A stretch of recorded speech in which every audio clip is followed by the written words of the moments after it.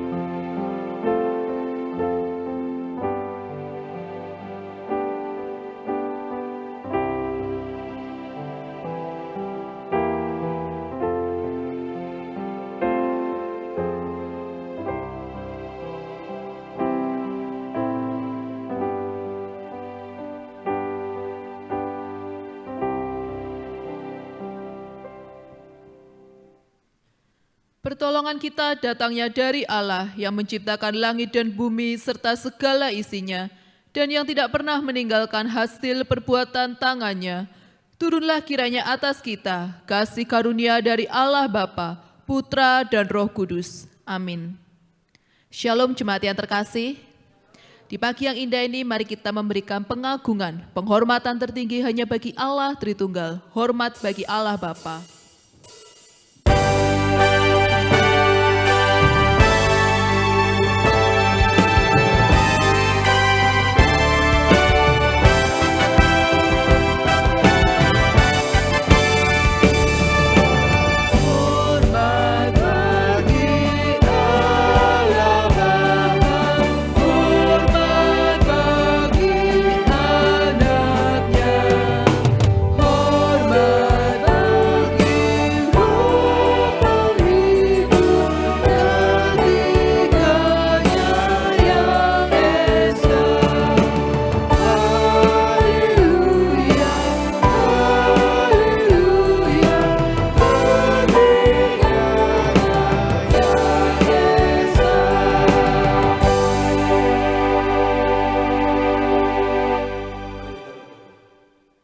Tuhan, kami sungguh bersyukur kepadamu karena kami mendapatkan kesempatan yang luar biasa ketika Tuhan kumpulkan kami ke rumah Allah untuk menyembah Tuhan. Sebab kami tahu ya Tuhan, Engkaulah Allah yang layak untuk terima pujian dan penyembahan kami. Engkau adalah Allah yang sempurna dan pencipta hidup kami dan seluruh isi dunia ini. Oleh sebab itu ya Tuhan, kami sungguh saat ini datang kepadamu menaikkan pujian kami, menaikkan penyembahan kami kepada Engkau. Nah, saat ini Tuhan, di tengah-tengah penyembahan kami pun menyadari akan keterbatasan kami. Kami tahu ya Tuhan, ketika Engkau memanggil kami untuk menjadi saksi Kristus, menyatakan Allah di tengah-tengah dunia ini, kami justru terjebak dengan keinginan kedagingan atau keduniawian yang kami alami. Kami jatuh di dalam dosa, kami lebih menuruti ego kami sebagai manusia yang berdosa. Maka tiliklah kami ya Tuhan, kiranya Engkau menyelidiki dengan apa yang kami pikirkan. Engkau menyelidiki hati kami, motif kami. Engkau boleh melihat segala tindak perilaku kami ataupun kehidupan kami yang membuat batu sandungan bagi orang lain melihat Kristus. Maka ampunilah segala dosa dan kesalahan kami. Sebab kami tahu ya Tuhan, bahwa Engkau adalah Allah yang Maha Kudus, dan Engkau juga adalah Allah yang penuh dengan anugerah, yang mengampuni setiap orang-orang umat pilihan-Mu yang datang mengakui dosa dan memohon pengampunan-Mu.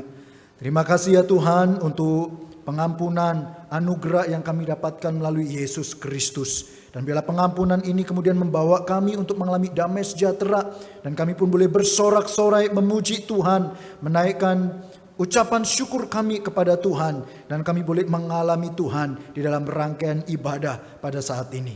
Oleh sebab itu ya Tuhan, sungguh kami menyerahkan rangkaian ibadah ini ke dalam tangan Tuhan. Terimalah pujian sembah kami, inilah hidup kami, supaya berkenan di mata Tuhan dan menyenangkan Engkau. Dalam nama Tuhan Yesus Kristus kami berdoa dan bersyukur. Amin. Jemaat dipersilakan duduk.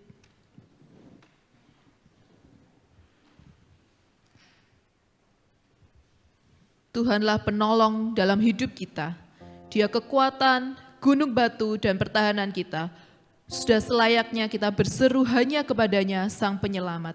Mari bersama kita memuji dan menyembah Dia. Yesus, padamu ku berseru.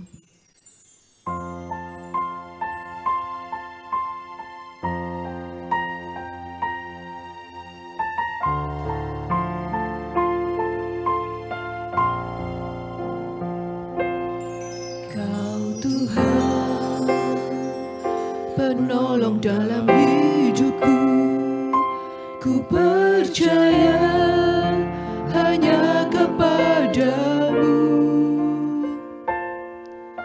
Kau pegang tanganku dan tuntun langkahku.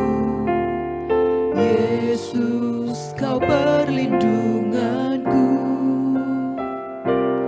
Kau Tuhan, kekuatan dalam hidupku, penolongku dalam kesesakan.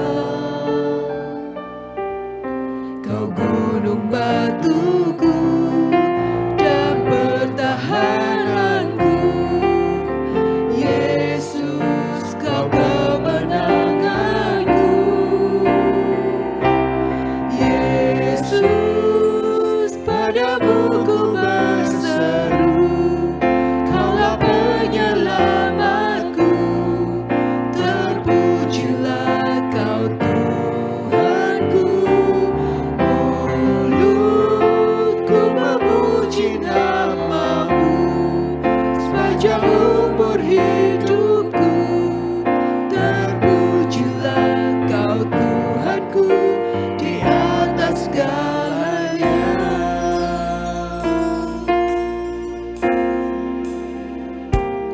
Kau Tuhan, penolong dalam hidupku, ku percaya hanya kepadamu. Kau pegang tanganku dan tuntun langkahku. Yesus, kau perlindunganku. Kau Tuhan, kekuatan dalam hidupku, penolongku dalam kesesakan. Kau gunung batuku dan pertahananku. Yesus, kau kemenanganku. Katakan Yesus, hanya padamu Tuhan kami berseru. Kaulah penyelamatku. Terpujilah Kau Tuhanku. Mulutku memuji nama-Mu sepanjang umur hidupku. Terpujilah Kau Tuhanku di atas segalanya. Katakan dengan segenap hati, Yesus, padamu ku berseru. Yesus, padamu ku berseru. Kaulah penyelamatku. Terpujilah Kau Tuhanku. Mulutku memuji nama-Mu sepanjang umur hidupku. Terpujilah Kau Tuhanku di atas segalanya. Yesus, padamu ku berseru. Kaulah penyelamatku. Terpujilah Kau Tuhanku. Mulutku memuji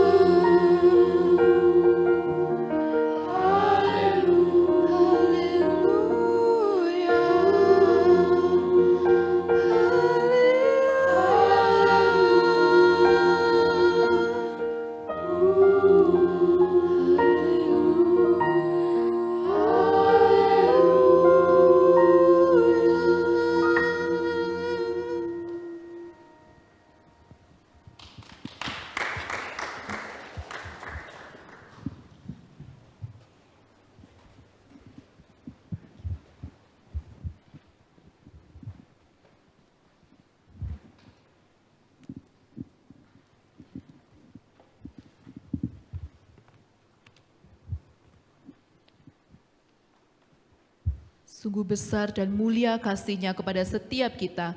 Dia mengorbankan hidupnya dan memberi harapan bagi setiap kita. Sungguh agung perbuatannya, Yesus Tuhan penebusku.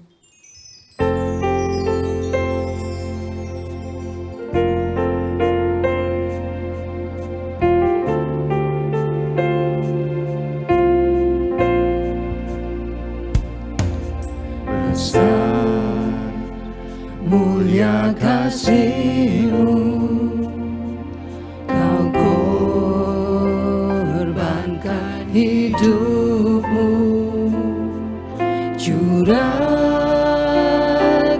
darah-Mu sebagai ganti dosaku. Kau berikan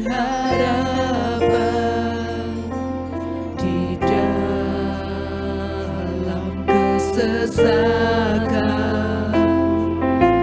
Agunglah perbuatan-Mu, Yesus Tuhan penebusku. Karena kasih-Mu yang selamatkanku, menyucikan dan menebus hidupku.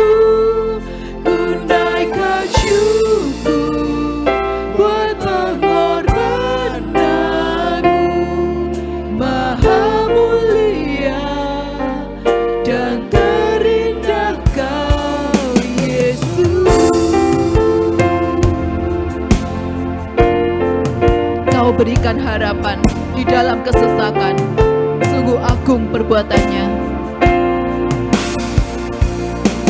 Kau berikan harapan di dalam kesesakan. Agunglah perbuatanmu, Yesus Tuhan penebusku. Karena kasih-Mu Tuhan telah menyelamatkan setiap kami. Menyucikan dan menebus hidupku. Ku naikkan syukur buat pengorbananmu. Maha mulia dan terindahkan Yesus yang selamatkanku, menyucikan dan menebus hidupku. Ku naikkan syukur buat pengorbananmu. Maha mulia dan terindahkan. Maha mulia dan terindah Kau, Yesus.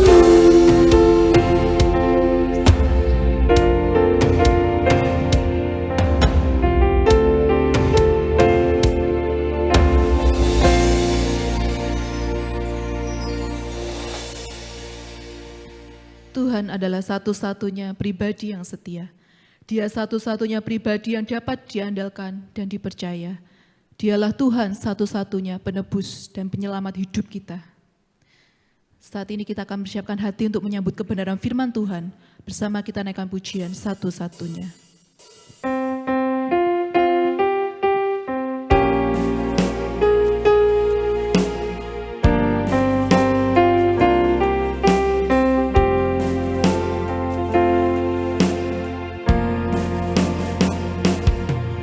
Engkau Tuhan yang setia, waktumu selalu yang terbaik. Engkau Tuhan sandaranku, dan ku hanya kan berharap padamu. Satu-satunya yang ku andalkan, satu-satunya yang ku percaya. Engkau sumber kekuatan, sumber pengharapan, sumber kedamaian.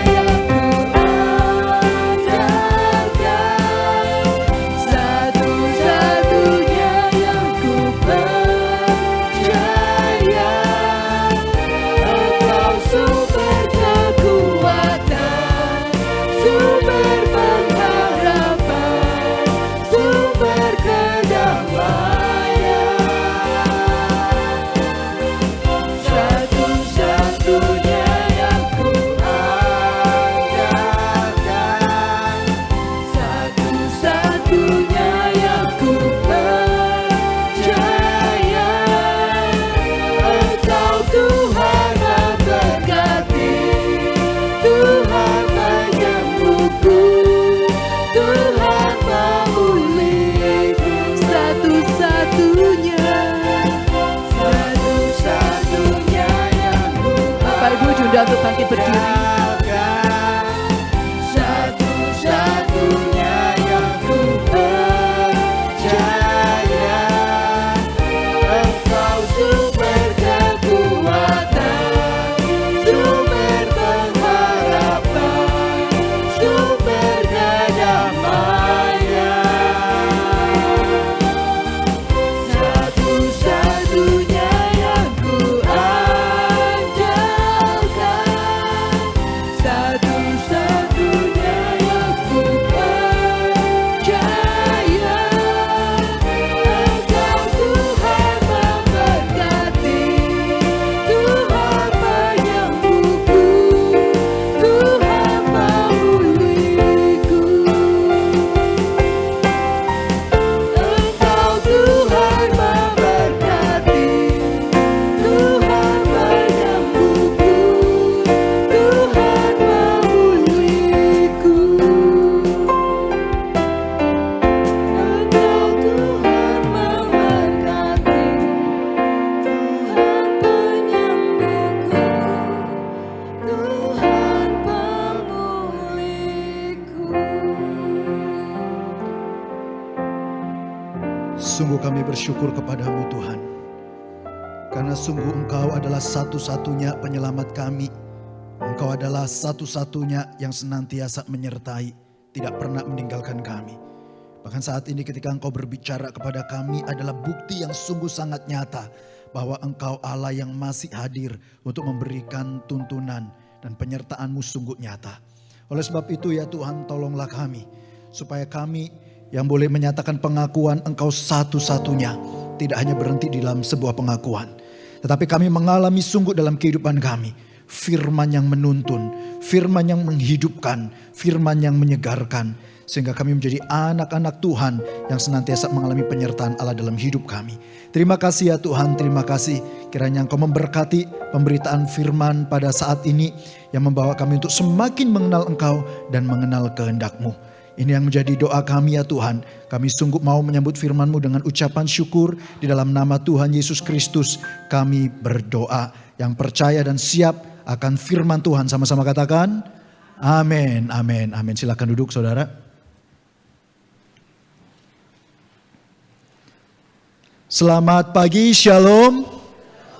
Saudara, tentu saya bersyukur untuk kesempatan yang Tuhan anugerahkan, saya dapat memberitakan sekali lagi firman Tuhan kepada setiap kita. Dan biarlah firman Tuhan boleh tidak hanya kita pahami, tetapi kita lakukan dalam kehidupan kita sehari lepas sehari, saudara.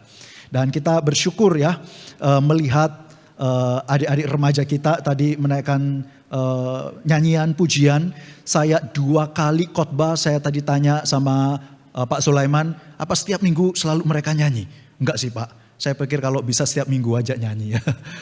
Karena 2 kali saya melayani di sini, kok pas teman-teman remaja ini nyanyi, dan personally saya sangat diberkati dengan pujian teman-teman. Terus semangat melayani Tuhan, Tuhan pakai kalian, suaranya sungguh sangat indah. Dan kita doakan mereka supaya mereka terus bertumbuh dalam Tuhan. Amin ya, tetap semangat buat rekan-rekan remaja. Nah saat ini kita akan membicarakan satu tema, saudara, I am the door. Saya saat ini menyampaikan satu tema yang merupakan rangkaian dari Minggu Prapaskah, saudara. Ya, Yohanes 10 ayat 9 sampai 10. Kita akan sama-sama lihat bagian firman Tuhan ini untuk kita coba dalami apa sebenarnya yang menjadi kehendak Tuhan dalam hidup setiap kita melalui kebenaran saat ini. Yohanes 10 ayat 9 sampai 10. Saya akan membacakan buat setiap kita, saudara dapat memperhatikannya, demikian firman Tuhan. Akulah pintu, barang siapa masuk melalui aku, ia akan selamat dan ia akan masuk dan keluar dan menemukan padang rumput. Pencuri datang hanya untuk mencuri dan membunuh dan membinasakan. Aku datang supaya mereka mempunyai hidup dan mempunyainya dalam segala kelimpahan. Nah saudara, sebelum ibadah tadi saya sempat ngajak 3 orang rekan untuk saya minta bantuan sebagai volunteer, saudara. Karena saya meminta mereka untuk membuka kotak yang sudah saya siapkan ini, saudara. Kotak 1 ya, dari sebelah kiri, kotak 2 dan kotak 3. Nah di dalam kotak-kotak itu ada isinya buat volunteer, kabar gembira, isinya nanti buat saudara, ya apapun isinya ya. Jadi saya persilakan kepada Ibu Febri, Pak Yanuar dan Pak Christian, silakan maju ke depan. Oke ya. Supaya fair untuk menentukan siapa kotak mana, saya sudah menyiapkan nomor-nomor yang Bapak Ibu pilih. Silakan di sini. Nah, oke. Silakan ambil. Silakan dibuka nomor berapa dan jangan dibuka dulu kotaknya ya. Nomor 1, nomor 2, nomor 3. Silakan Bu Febri nomor berapa? 3 silakan ambil nomor 3. Pak Christian nomor 1 silakan ambil Pak. Jangan dibuka dulu ya. Pak Januar tentu nomor 2. Silakan Pak. Nah, diambil. Oke, jangan dibuka dulu. Oke, sekarang kita akan sama-sama perhatikan isi dari kotak ini. Silakan dibuka dan ditunjukkan isinya. Hati-hati ya. Waduh, emas berapa karat tuh. Silakan ditunjukkan isinya. Nah ya, coba diangkat. Oke, jeruk ya, jeruk. Nah saya persilakan Bapak kembalikan kotaknya, Ibu juga. Jeruknya silakan dibawa pulang. Ya. Kita kasih aplaus buat teman-teman volunteer yang sudah membantu saya. Silakan duduk. Oke. Nah saudara, apa yang hendak saya sampaikan dari simulasi sederhana ini? Nah saya mau menyampaikan bahwa di tengah dunia ini sebenarnya ada satu konsep yang kita sadar atau nggak sadar itu muncul dan bertebaran. Soalnya kalau kita perhatikan 3 orang yang berbeda, Bu Febri, Pak Januar dan Pak Christian, ngambil nomor yang berbeda. Terus dapat kotaknya juga berbeda, tetapi isinya sama. Nah saudara, kebenaran dalam tanda kutip apa yang disampaikan oleh dunia ini, mereka mengatakan bahwa semua keyakinan, semua iman, agama itu hakikatnya sama walaupun nampaknya berbeda-beda. Semua sama menuju ke sana. Semua sama ada keselamatan di dalamnya. Jadi jangan ada keyakinan atau iman yang menganggap diri absolut benar satu-satunya. Nah saudara, kita biasa di dalam pemahaman ini kita tahu ada namanya Kristen progresif. Tetapi kita juga tahu ada orang-orang yang memiliki pandangan itu pluralis. Nah mereka-mereka ini punya pandangan seperti ini. Nah saudara, kita sama-sama lihat tadi. Kotaknya itu bisa beda-beda, tapi isinya sama. Dan inilah pemahaman mereka. Karena keyakinan-keyakinan itu sama semuanya menuju ke sana, menuju ke keselamatan, menuju ke Sang Ilahi. Maka jangan ada kebenaran yang menganggap diri absolut benar. Artinya kalau absolut benar, maka yang lain itu salah. Saudara, lembaga survei Kristen Barna pernah melakukan sebuah penelitian di Amerika di mana negara ini merupakan mayoritas Kristen. Nah saudara, Barna ini pengen menangkap pandangan masyarakat tentang agama. Dan di dalam survei itu cukup menarik. Sebanyak 67% saudara mengungkapkan bahwa jangan ada, tidak boleh ada agama yang menyatakan diri paling benar atau absolut benar.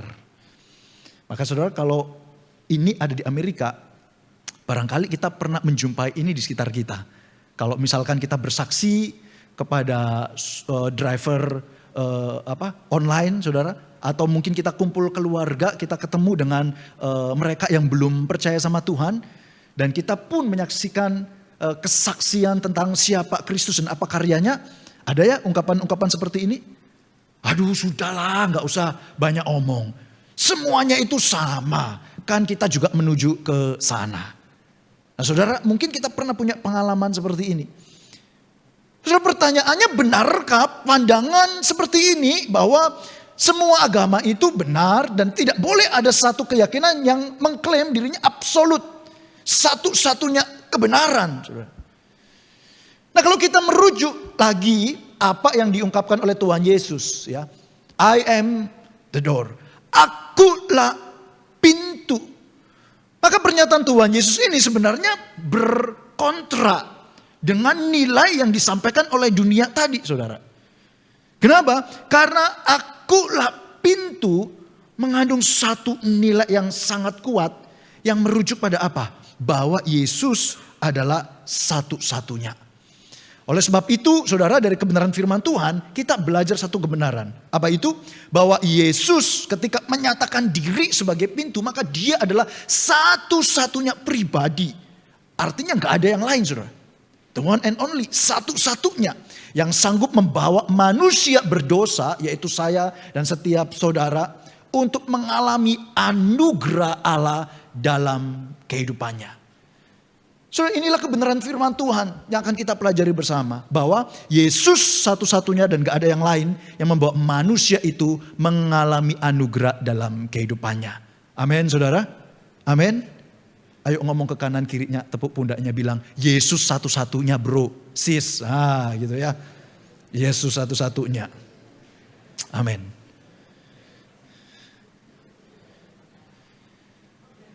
Nah, saudara, ketika kita melihat kebenaran ini bahwa ya benar, yes, Yesus itu satu-satunya yang membawa manusia mengalami anugerah Allah.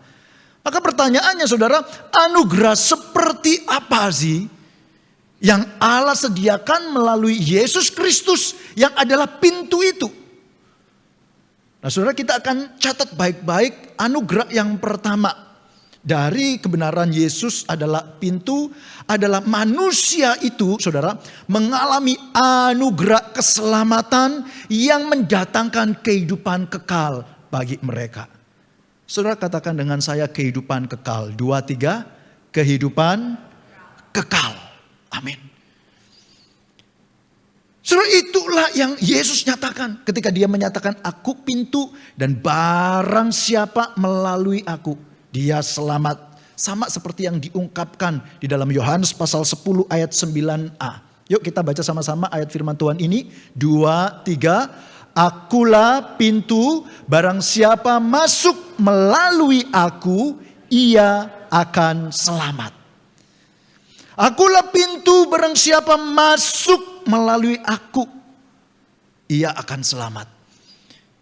Dan saudara, saya akan mengajak untuk setiap kita secara cepat melihat 3 catatan penting berkaitan dengan pintu ini.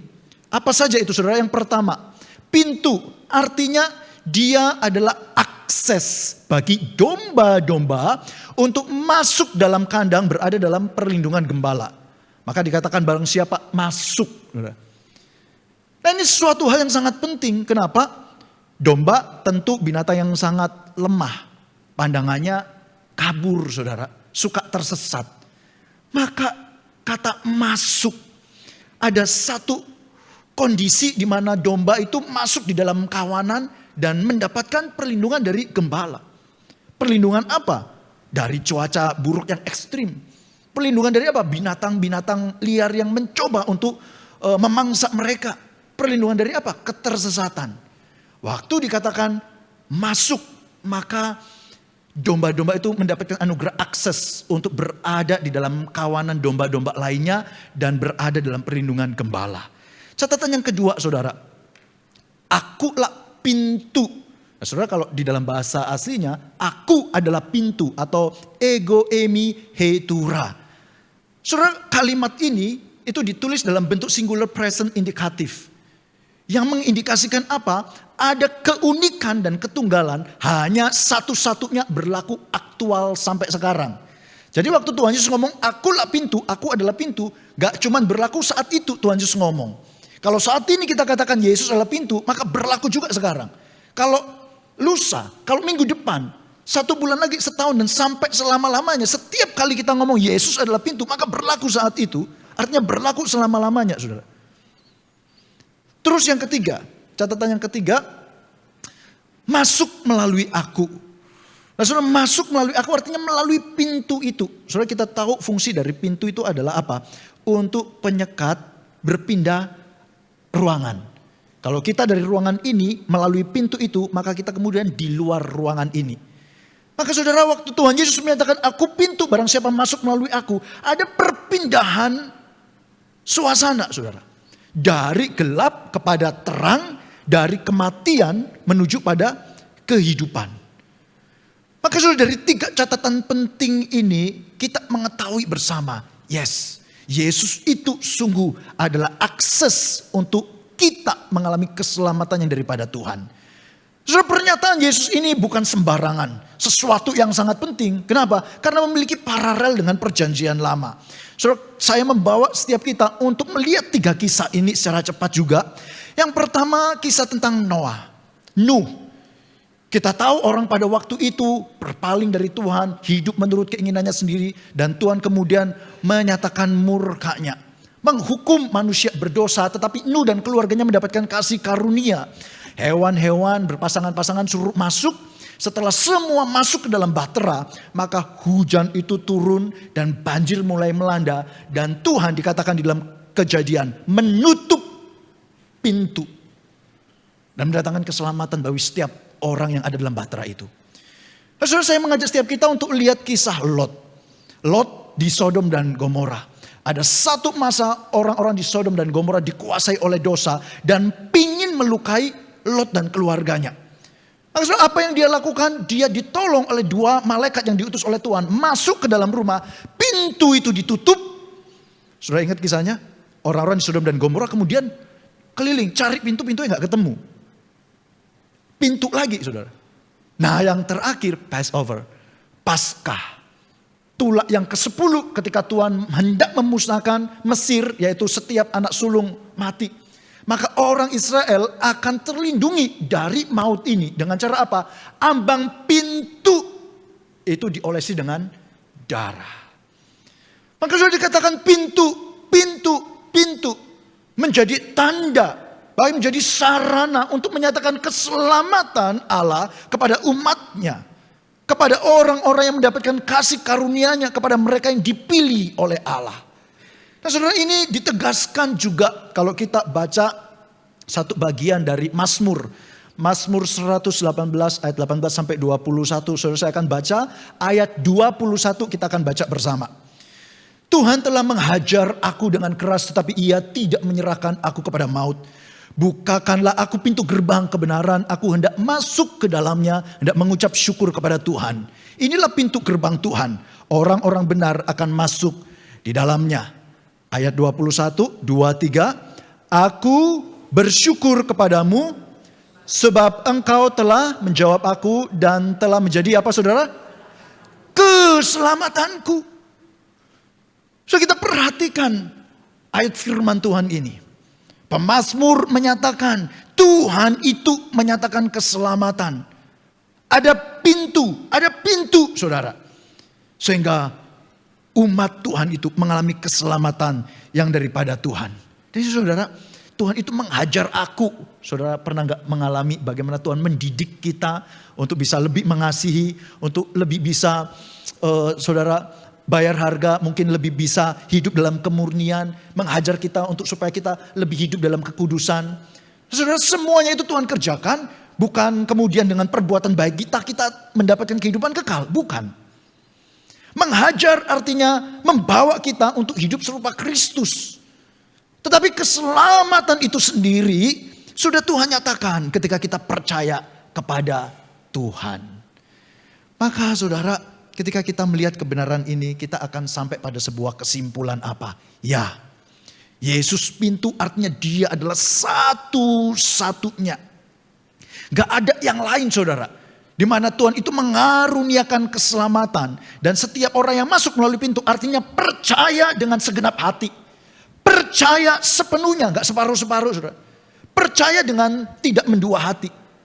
Percaya secara utuh bahwa iya, Yesus itu juru selamat. Yesus telah mengampuni dosa-dosaku dan Dia menebus aku, menggantikan aku untuk menjalani hukuman atas dosa-dosa yang aku lakukan. Sedangkan Dia yang tidak berdosa diperhitungkan berdosa dan kebenarannya diperhitungkan kepadaku. Saudara, itu adalah anugerah Tuhan dan melaluinya kita diselamatkan. Amin. Amin. Nah, saudara, sampai di sini kemudian ada orang yang protes, saudara. Enggak Pak, Yesus bukan satu-satunya. Kenapa? Ada akses yang lain. Akses yang lain itu apa? Yaitu dengan perbuatan baik. Dengan perbuatan baik, Pak. Jadi Yesus oke, tetapi nggak cukup. Mesti dengan perbuatan baik. Atau ada orang-orang yang bahkan ekstrim. Wah, pokoknya perbuatan baik itu, Pak, yang menjadi akses untuk kita diselamatkan oleh Tuhan. Saudara, benarkah demikian? Saudara, kita akan mengalami kesulitan untuk melihat perbuatan baik itu bisa menyelamatkan. Bagaimana bisa? Saudara, kita sama-sama akan melihat ini secara singkat, saudara. Ini adalah pandangan dari Agustinus, dikutip juga, saudara, oleh R.C. Sproul. Memang agak belajar sedikit ya, tetapi saya coba akan jelaskan supaya kita memiliki gambaran tentang kondisi manusia yang melibatkan kemudian status mereka. Nah, ada 4 status dari perjalanan hidup manusia. 4 status itu apa? Yang pertama, sebelum manusia jatuh dalam dosa. Terus yang kedua, sesudah manusia berdosa. Yang ketiga, status setelah menerima Yesus. Dan status yang keempat adalah sesudah berjumpa dengan Allah atau dimuliakan setelah kita nantinya mendapat hidup kekal. Saudara. Nah, saya perhatikan kondisi dari masing-masing status ini. Kondisi dari manusia sebelum berdosa, yaitu Adam dan Hawa. Saudara, mereka bisa memilih untuk berdosa, tetapi mereka juga bisa memilih untuk tidak berdosa, saudara. Itu adalah implikasi logis diciptakan serupa dan segambar dengan Allah. Di dalamnya ada kehendak. Makanya ada pohon pengetahuan yang baik dan yang jahat, saudara. Jadi kita nggak perlu bingung kenapa kalau Tuhan tahu ditaruh itu gitu. Karena disitulah ada pilihan.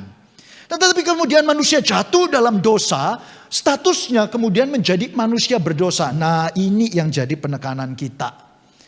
Saudara, sesudah manusia jatuh dalam dosa, maka kondisinya adalah tidak bisa tidak berdosa. Segala kecenderungan hatinya itu menghasilkan dosa. Saudara, mungkin kita bertanya, loh Pak, tapi ada loh orang belum terima Yesus tetapi dia berbuat baik. Pertanyaannya, saudara, bisakah sungguh disebut perbuatan baik kalau perbuatan baik itu ada motif yang ujung-ujungnya untuk diri sendiri, saudara? Untuk dapat berkat, untuk dapat penerimaan, termasuk untuk dapat pahala, saudara. Maka konsentrasinya diri manusia itu sendiri. Perbuatan baik yang bisa dilakukan hanyalah melalui orang-orang yang percaya pada Tuhan. Kenapa? Karena perbuatan baik kita lakukan bukan untuk getting something, saudara. Kita sudah mendapatkan yang terbaik, yaitu keselamatan. Perbuatan baik yang kita lakukan adalah sebagai ucapan syukur. Karena kita ini manusia berdosa, gak layak, tetapi kok diterima oleh Allah. So, perbuatan baik yang kita lakukan adalah untuk menunjang efektivitas kesaksian kita, saudara. Supaya orang itu bisa melihat Yesus melalui hidup saya dan saudara. Amin. Maka orang yang telah jatuh dalam dosa, kecenderungan hatinya itu dia tidak bisa tidak dia berdosa. Bahkan firman Tuhan katakan perbuatan baik itu seperti kain kotor. Saudara, saya pernah dengan istri saya waktu bersih-bersih dapur, ya, terus saya ngomong sama istri saya, ini ada bagian yang rasanya kok kotor, tolong ambilkan lap. Istri saya cepat saja, saudara, ngambil lap, terus saya pegang lap itu, lalu saya bersihkan, saudara. Waktu saya bersihkan, kotoran itu nggak terangkat, tapi tambah lengket gitu, saudara. Loh, kenapa? Karena kainnya itu kain yang sudah berminyak, istri saya ngambil aja kenanya. Jadi kain itu perumpamaan dari perbuatan baik yang pengen menyeka kotoran dan dosa, tidak bisa. Karena kecenderungannya sudah berdosa dan perbuatan baik yang disebut perbuatan baik itu tidak sepenuhnya perbuatan baik. Karena ada motif di belakangnya. Nah, saudara, maka ini perbuatan baik tidak bisa menyelamatkan. Saudara, bukan hanya itu, perbuatan baik juga tidak bisa menyelamatkan karena standar Allah itu sempurna. Firman Tuhan katakan, hendaklah kamu sempurna sama seperti Bapamu di sorga itu sempurna. Jadi dosa apapun, saudara, kecil itu tidak bisa kemudian menghapuskan, ya saudara, perbuatan baik itu tidak bisa menghapuskan dosa sekecil apapun. Nah, saudara, saya waktu melihat kebenaran ini saya ingat negara kita ini kan sempat heboh kasus Pertalite dan Pertamax, saudara. Betul ya? Di sini ada kaum pengguna Pertamax, saudara.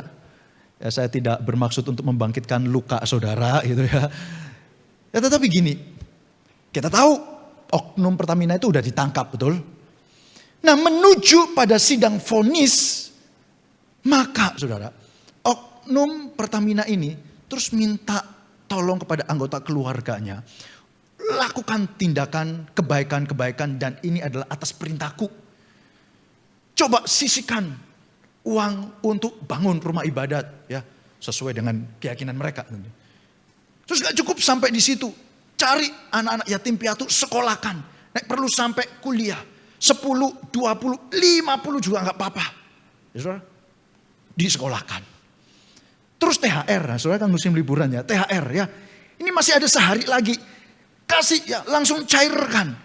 Ada sekitar 100 pegawai kita. THR gak cuman 1 bulan gaji, 3 bulan gaji. Oh, saudara ya, dikasih juga. Gitu. Terus dia juga bantu orang-orang yang mengalami musibah. Ya, kita tahu negara kita ada bencana banjir dan lain sebagainya. Bantu mereka.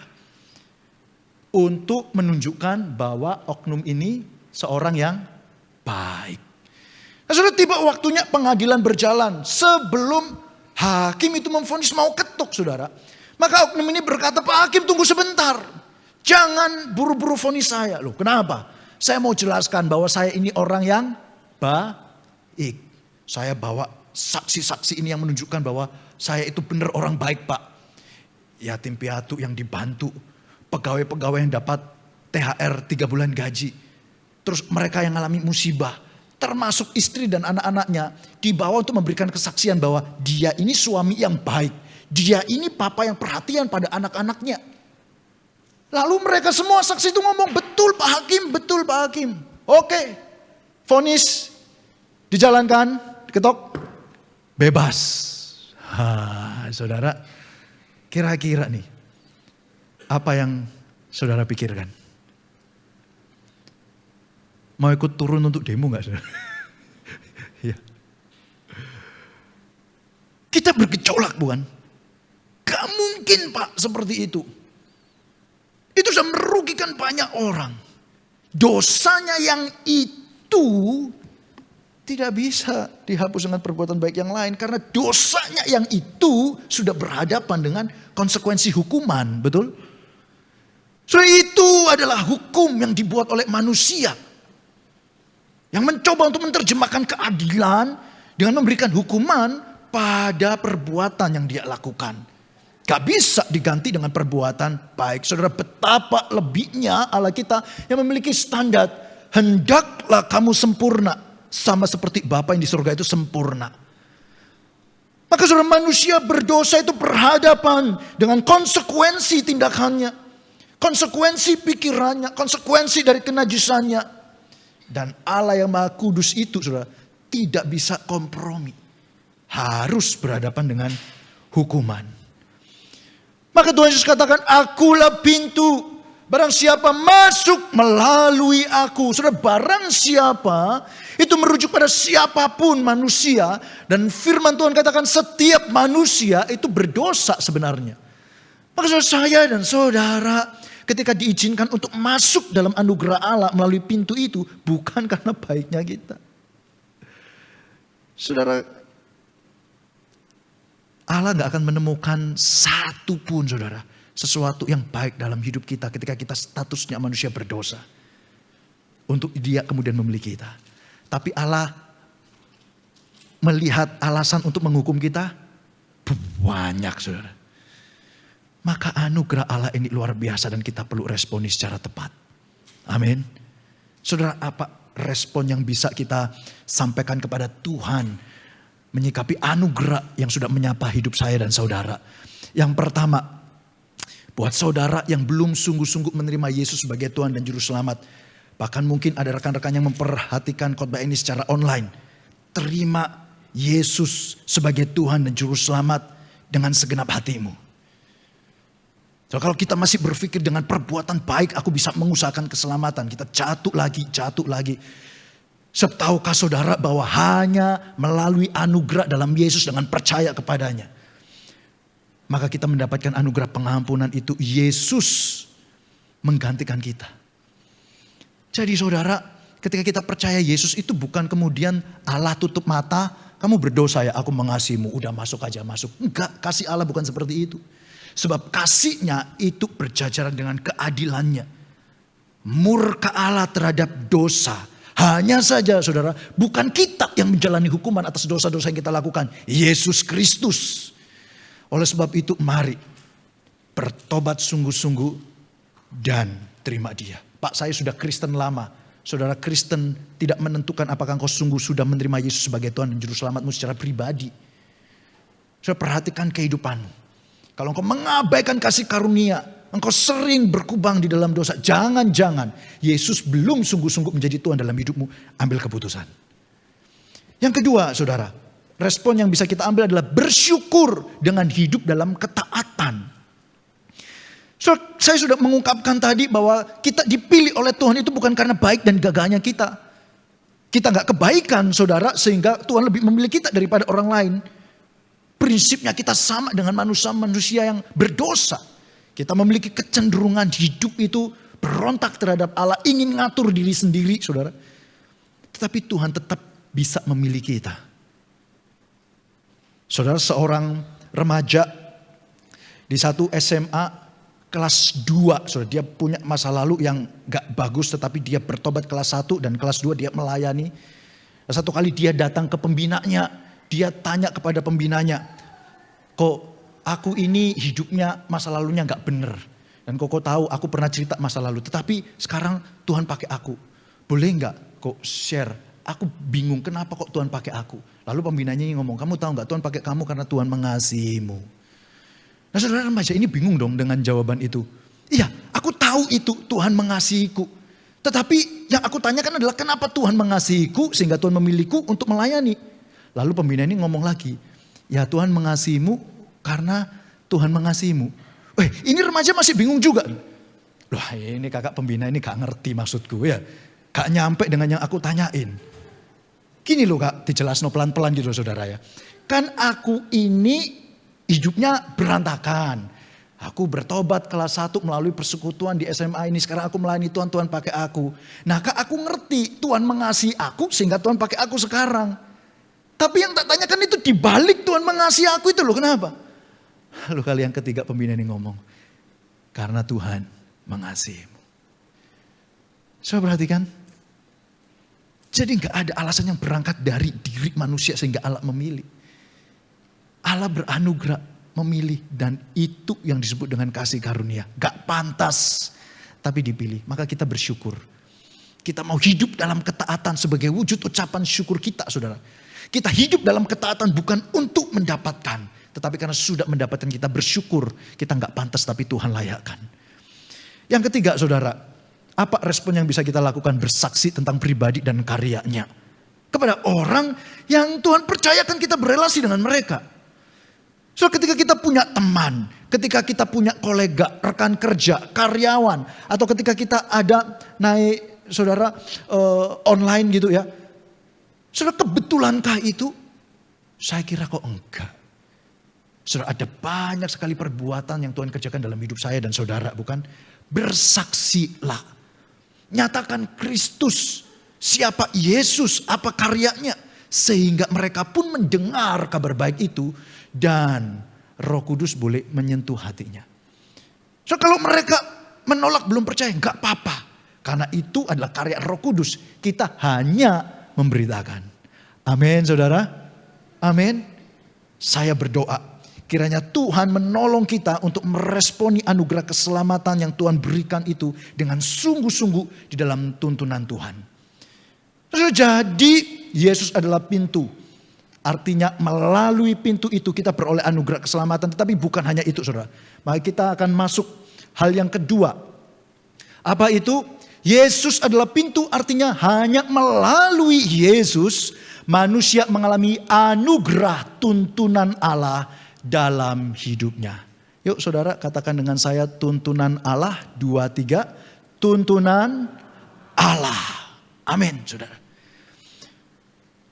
Yesus adalah pintu artinya setiap kita yang melaluinya. Kita bisa mendapatkan akses untuk apa? Anugerah tuntunan Allah itu terjadi dalam kehidupan saya dan saudara. Saudara kita akan baca ayatnya dalam Yohanes 10 ayat 9b. Kita baca bersama 2, 3. Ia akan masuk dan keluar dan menemukan padang rumput. Nah saudara, kalau kita perhatikan apa maksudnya masuk dan keluar saudara. Kalau masuk kan ya jelas ya, masuk kita masuk hitungan domba, kita mendapatkan anugerah keselamatan. Loh ini keluar. Apakah kemudian kita berkata, oh berarti ini kita kalau percaya Yesus kita terima anugerah keselamatan, terus kita bisa kemudian terhilang dari Yesus dan keselamatan itu pun bisa hilang. Saya kira tidak demikian. Kenapa? Tuhan Yesus katakan bahwa barang siapa yang menjadi kepunyaanku, maka tidak ada satupun kuasa yang merebut mereka dari tanganku. Artinya keselamatan itu tetap tidak disandarkan pada kekuatan kita, tapi pada kesetiaan Allah, saudara. Lagi pula kalau kita baca bagian ini, menemukan padang rumput. Jadi keluar bukan kemudian binasa. Keluar menemukan padang rumput. Saudara, apa artinya? Ini tidak bisa lepas sebenarnya dari gembala, konsep gembala saudara. Yang akan kita bahas minggu depan oleh penginjil Sulaiman ya saudara. Ini kan satu rangkaian. Nah waktu Yesus mengatakan aku pintu.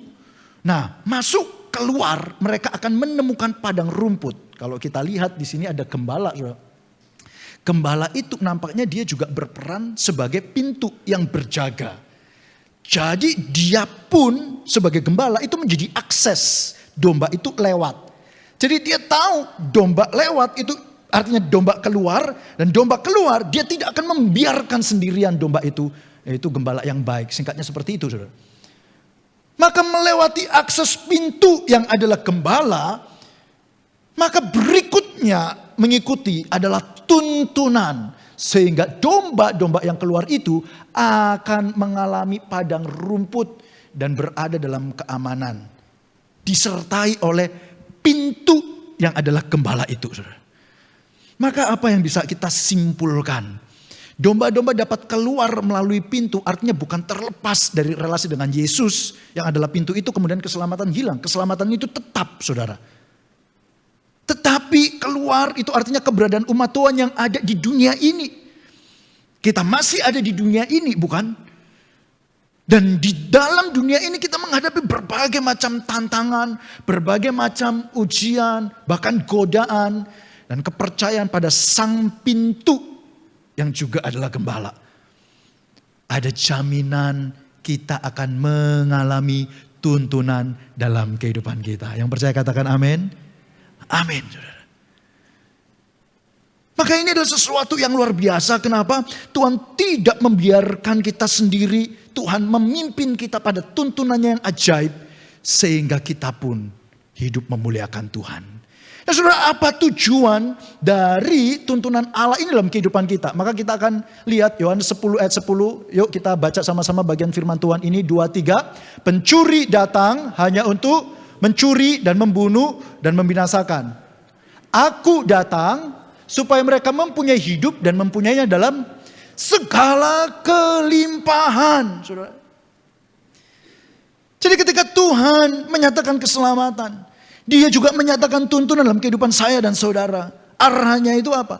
Kehidupan yang berkelimpahan. Apa maksudnya hidup berkelimpahan ini? Kalau kita merunut dari ayat sebelumnya, maka kita tahu hidup berkelimpahan ini artinya hidup yang diselamatkan. Yang membuat hidup kita tidak sia-sia, saudara.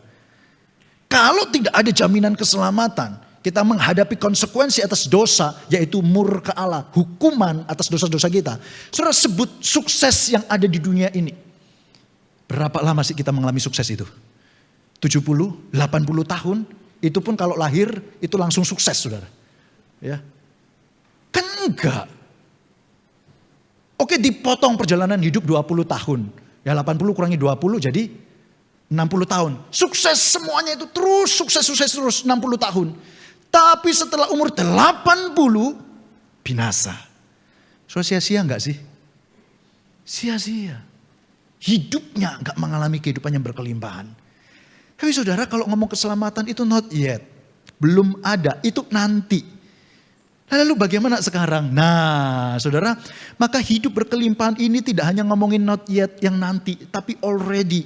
Artinya hidup berkelimpahan itu adalah hidup kita mengalami kepuasan karena kehidupan kekal yang nanti itu muncul, tercermin dalam kehidupan aktual kita saat ini. Dan itu sebabnya kita bisa ngomong aku puas menjalani kehidupan ini.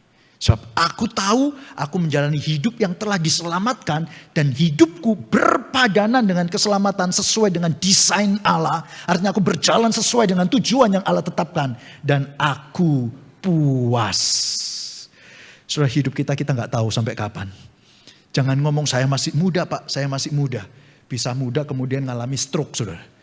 Bisa muda divonis sakit-sakit yang benar-benar sangat-sangat menggoncang hati. Cancer misalnya. Tetapi bagaimana ketika kita hidup berkelimpahan.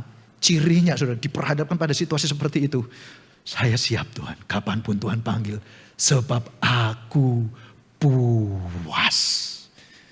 Saudara, puas bukan karena kaya. Kita tahu orang bisa diberkati Tuhan dengan kekayaan. Tetapi berapa banyak orang kaya juga hidupnya kosong saudara. Hidup berkelimpahan bukan bicara tentang kita terkenal di mana-mana. Kalau kita posting gitu ya, like-nya bisa ribuan, saudara. Apalagi kalau kita ikut Fuji, saudara. Lebih banyak lagi, saudara. Tapi bukan itu. Bagaimana hidup kita puas karena dijalani sesuai dengan desain Allah. Saya menggambarkan saudara seperti botol ini. Saudara, botol dan tutup ini. Hidup berkelimpahan adalah hidup yang dijalani sesuai dengan desain Allah. Sehingga klop, saudara. Klop. Bisa nggak botol ini menjalani hidupnya kalau nggak ada tutupnya? Bisa. Optimal nggak? Enggak. Tapi bagaimana kehidupan dijalani bisa optimal. Dia bisa puas. Dia bisa menjalani sesuai dengan desain dia diciptakan. Ketemu tutupnya. Ini hidup kita. Tutupnya adalah desain Allah. Maka saudara, hidup berkelimpahan hanya bisa didapatkan ketika kita melalui akses itu terlebih dahulu.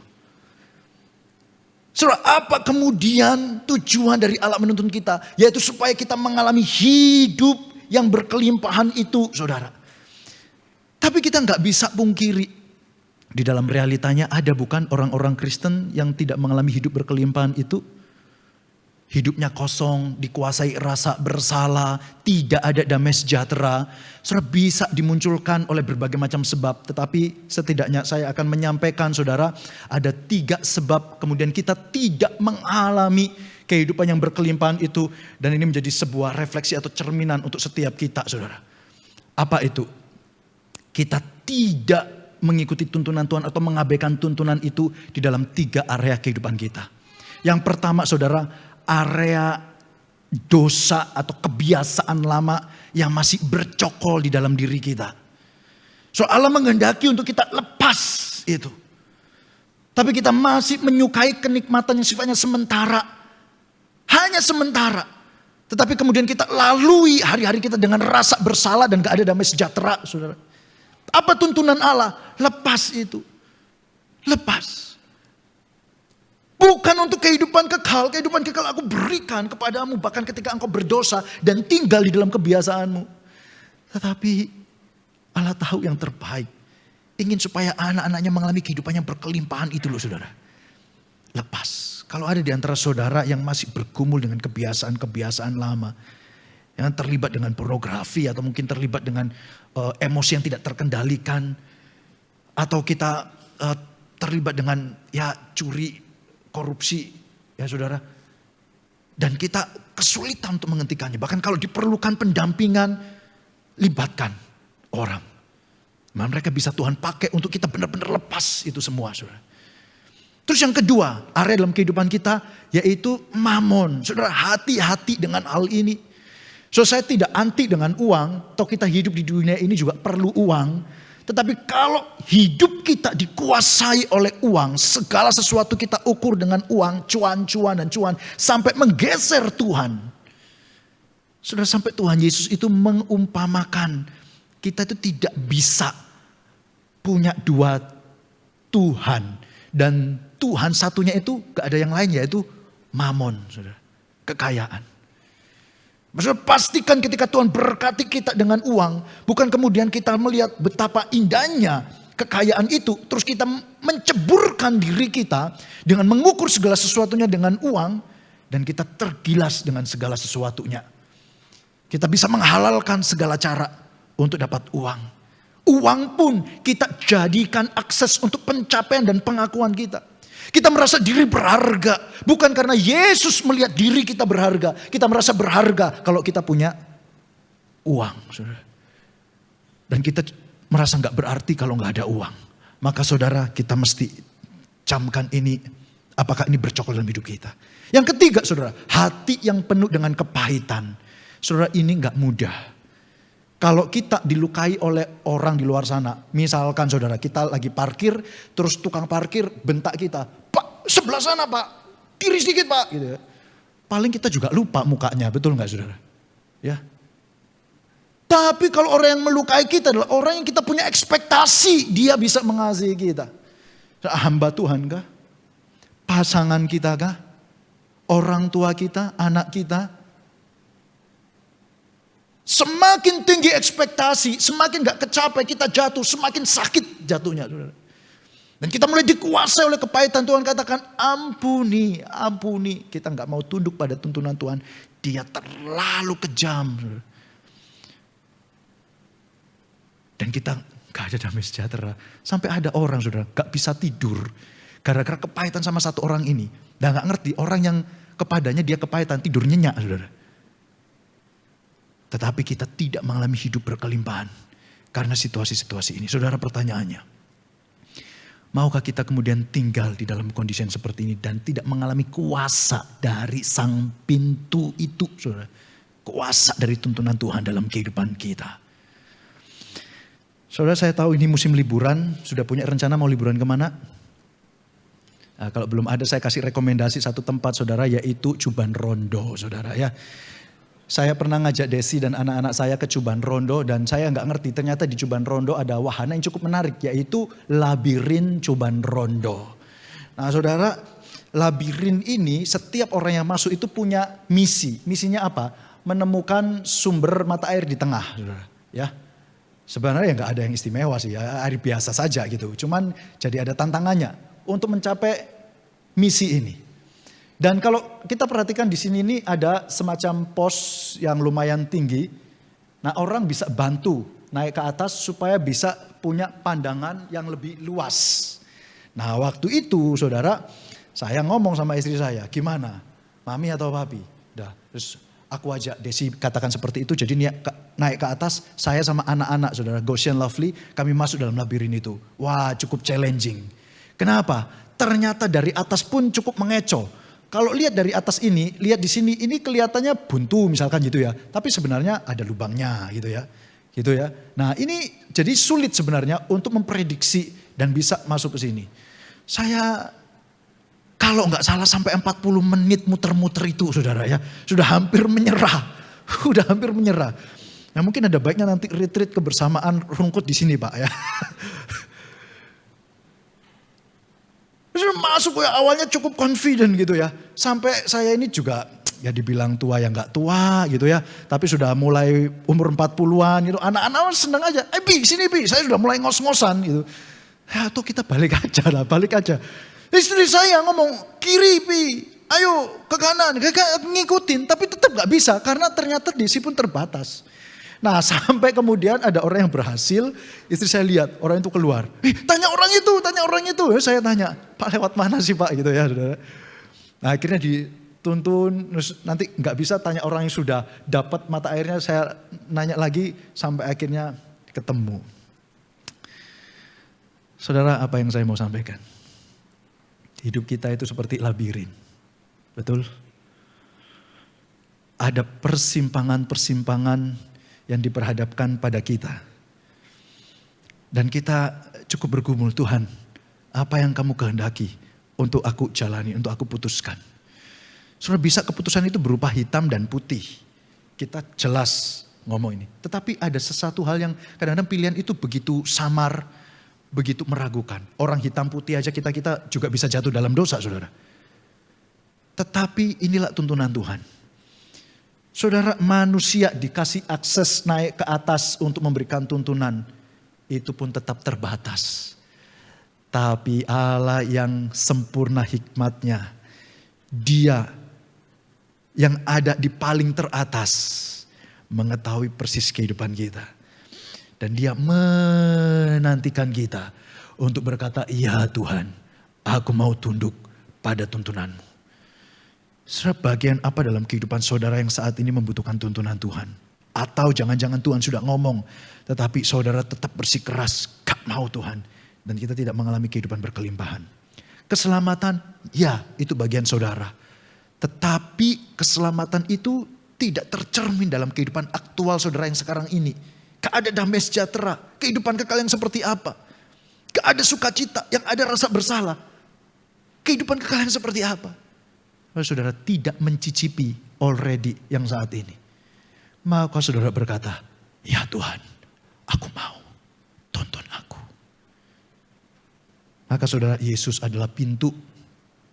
Artinya Dia akses menuju keselamatan, tetapi Dia juga adalah akses untuk kita mengalami tuntunan Tuhan. Baiklah, setiap kita sungguh mengalami anugerah Tuhan, mengenal pintu itu, kemudian kita masuk melaluinya dan menjadi anak-anak Allah yang sangat dikasihinya.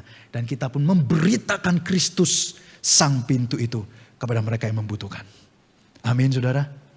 Amin. Mari kita berdoa.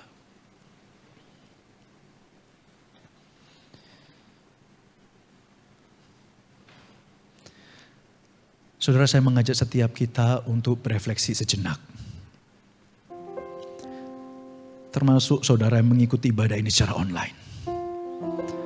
Adakah Tuhan berbicara saat ini? "Engkau adalah anak yang aku kasihi," firman Tuhan. Aku menghendaki engkau mengalami hidup yang berkelimpahan, tetapi engkau belum mengalaminya saat ini. Tidakkah keselamatan itu disediakan dan tuntunan itu diberikan? Barang siapa di antara saudara yang berkata, "Tuhan, itu aku. Akulah orang yang membutuhkan tuntunan itu untuk menjalani hidup sebagai orang-orang yang diselamatkan supaya aku mengalami hidup yang berkelimpahan. Itu aku, Tuhan." Maka berdoalah secara pribadi.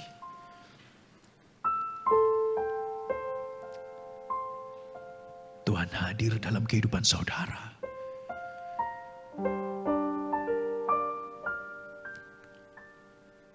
Dan izinkan saya berdoa untuk saudara.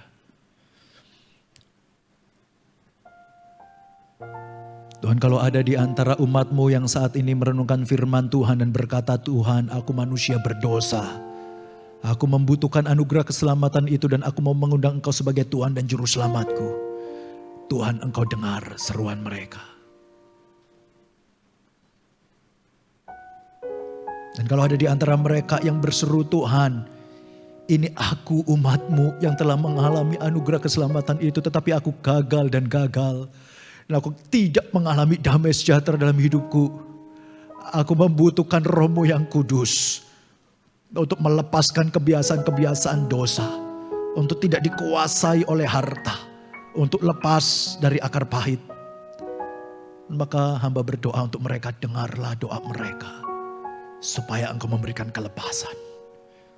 Terima kasih ya Tuhan, karena Engkau sungguh sangat baik.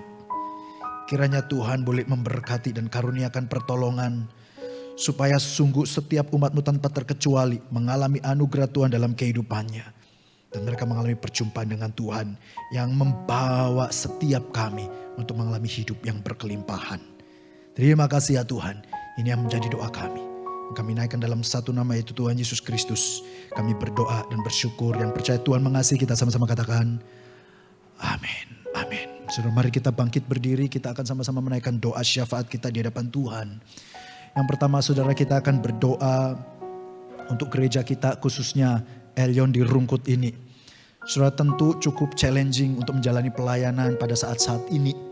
Saudara bisa tentu menilai hamba Tuhan seperti ini, pengurus seperti itu. Tetapi mereka menjalankan peran yang gak mudah.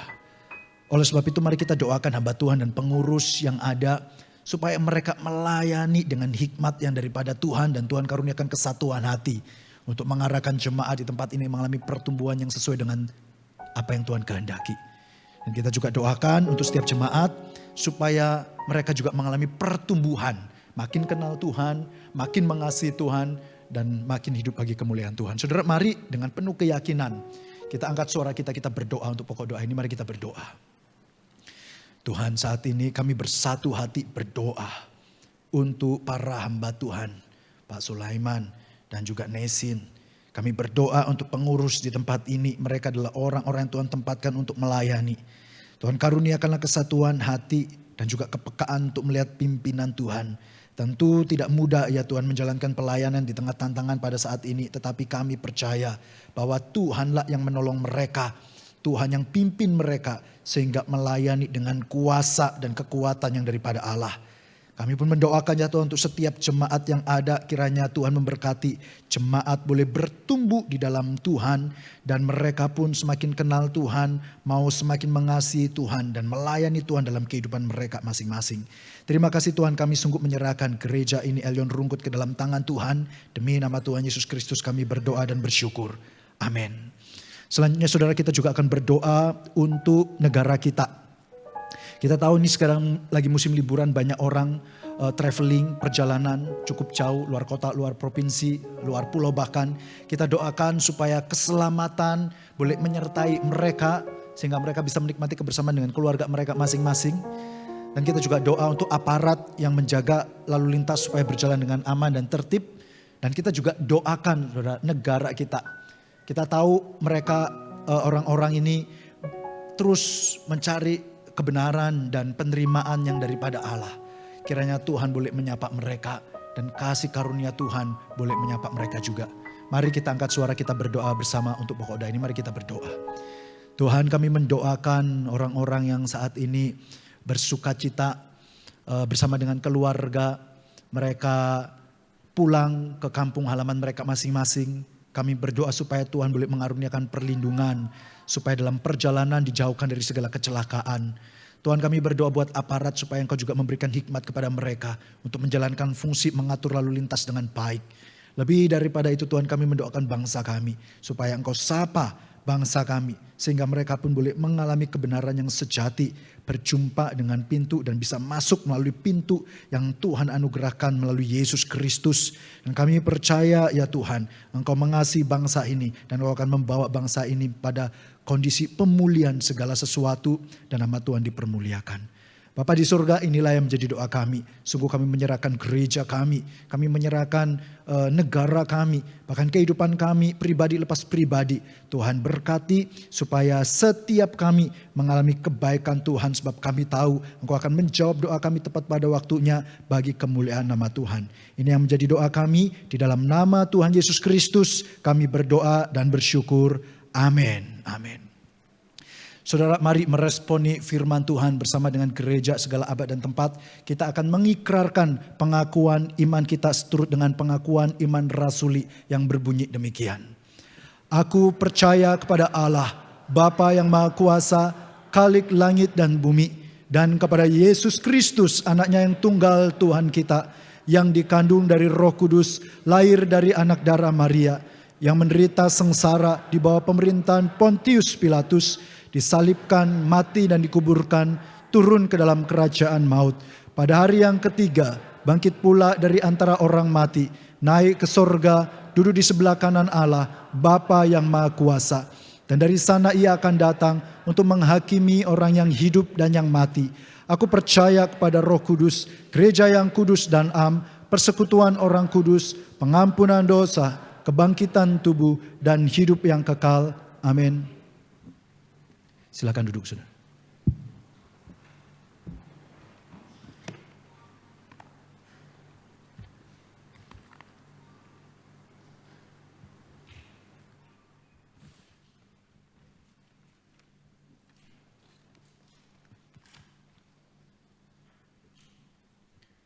Tiba saatnya kita akan memberikan persembahan. Dengan penuh sukacita dan ucapan syukur, mari kita memberikan persembahan yang terbaik untuk Tuhan. Kumo puji tentang rahmat.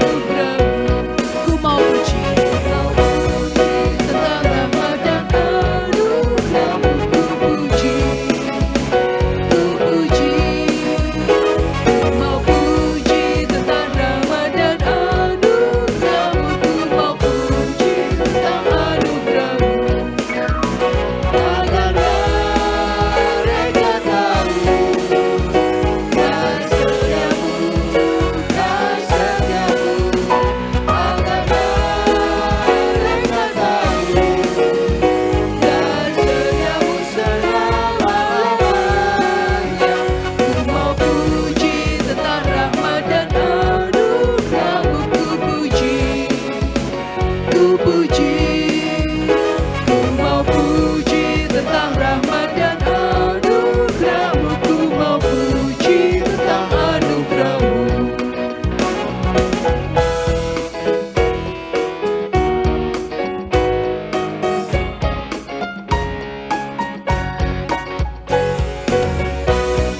Tentang rahmat dan anugerah-Mu, ku puji, ku puji, ku mau puji tentang rahmat dan anugerah-Mu, ku mau puji tentang anugerah-Mu. Agar mereka tahu kan setiamu, kan setiamu. Agar mereka tahu kan setiamu selama-lamanya. Ku mau puji tentang rahmat dan anugerah-Mu. Jemaat diundang untuk bangkit berdiri. Ku puji, ku mau puji tentang rahmat dan anugerah-Mu, ku mau puji tentang anugerah-Mu, ku mau puji tentang anugerah-Mu, ku mau puji tentang anugerah-Mu.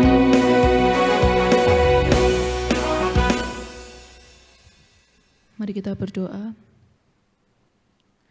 Tuhan Allah Bapa kami yang di surga, terima kasih Tuhan untuk kesempatan yang Tuhan kembali berikan bagi setiap kami untuk kami boleh memberikan persembahan. Bapa, kiranya persembahan ini adalah yang terbaik dari setiap kami dan Engkau Allah yang berkenan memakai persembahan ini sebagai alat untuk kemuliaan nama-Mu. Tuhan berkati setiap pengurus yang mengelola agar dapat mengelola persembahan ini dengan takut akan Tuhan. Terima kasih Bapa di surga, hanya di dalam nama Tuhan Yesus Kristus kami telah berdoa. Amin. Biarlah segala puji, hormat, dan kemuliaan hanya bagi Allah Tritunggal. Doksologi.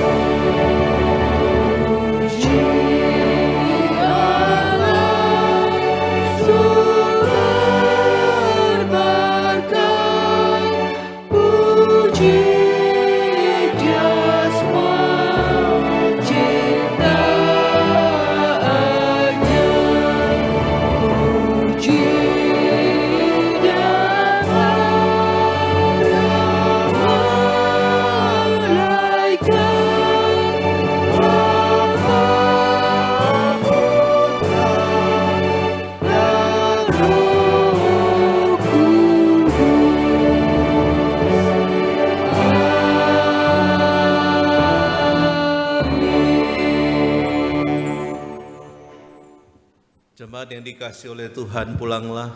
Engkau sudah mendengar firman Tuhan, lakukanlah. Dan biarlah Tuhan akan memberkati setiap kita. Kiranya kasih karunia daripada Allah Bapa, kekuatan dan penolongan dari Tuhan kita Yesus Kristus, penghiburan dari Allah Roh Kudus, akan memampukan saudara dan saya untuk sungguh-sungguh bisa meyakini Yesus sebagai satu-satunya pintu menuju keselamatan, mulai saat ini sampai selama-lamanya. Amin.